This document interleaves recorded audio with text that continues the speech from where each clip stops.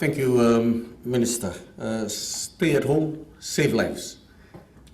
Clear messages articulated by the Honourable Prime Minister today and other statements made that we will be operationalizing for our tactical level operators out there. We are really shocked at the spike in those that have broken our curfew in the last 24 hours, that we jumped from 60 to over 120.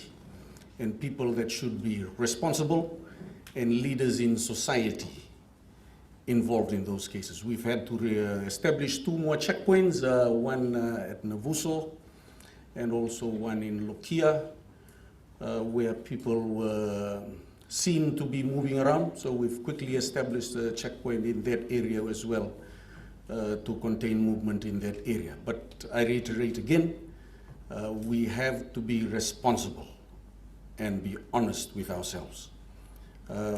Things that have been said, we will operationalize that like I've said, and things will be tightened up. There will be other shops and other businesses that will be opened up in due time to ease the movement of people and the ability to live long and normal lives.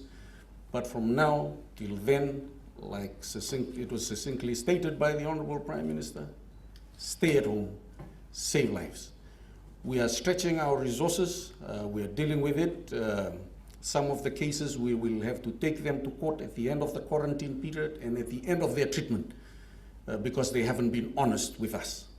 And that's not going to just be let to pass.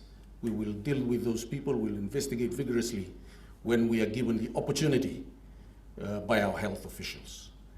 Do you have any questions? Constable Maggie, FBC. Can you give us an update on the investigations into the leaked health documents? Yes, that continues. It will be premature of me to be making statements on that. As you understand, the outcome of that investigation will end up in court. But it's ongoing.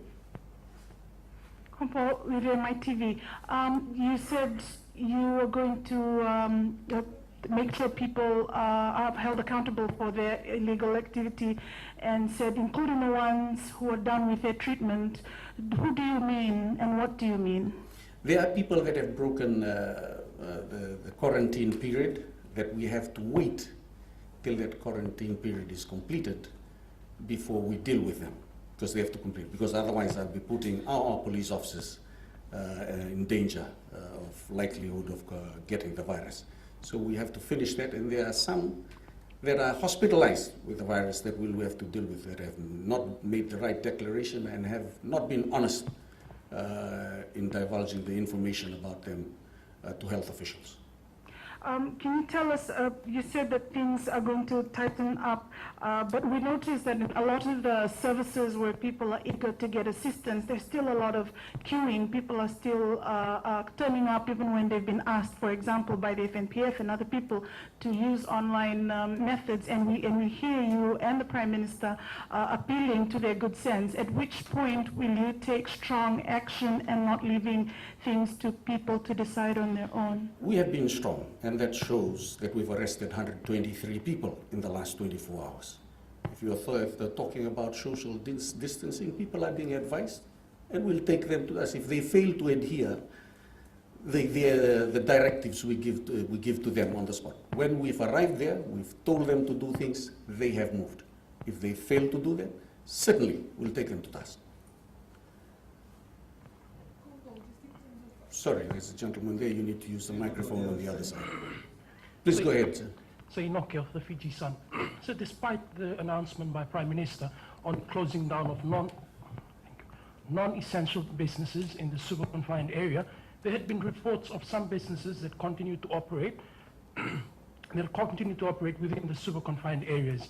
So would you be able to give us an update on if you have numbers of how many that are still operating, and just maybe a word of warning to all these business operators? I think there has been enough warnings given out, and like I said, we rely on good people like you to tell us. There are a number of them that we have investigated and will be produced in court. I don't have the numbers off my hand, but if you need those numbers, please get in touch with our police press information officer. Anna Naisoro will be able to give you more details. Lydia from the Fiji Times. Just in terms of the safety of those who have been taken into custody, what measures is put in place to ensure that they are kept safe? And considering that we are ensuring social distancing while they're kept in custody? Yes, we are mindful of that fact. And we're working with the judiciary and the Commissioner of Corrections. All that is considered. It would be very stupid of us not to do that. Numbers have been disseminated on the 3 social media platforms, and I reiterate that again for the members of the public. They continue to call ministers who are busy meeting and setting in place the directives for us to follow. Please call the numbers that have been designated for police. I reiterate again on the 3 social, Instagram, Facebook, Twitter.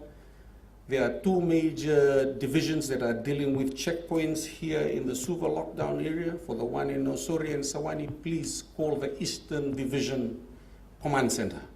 And for Ndele Navesi, please call the Southern Division Command Center. And obviously for Lotoka, call the Western Division Command Center. Thank you, ladies and gentlemen.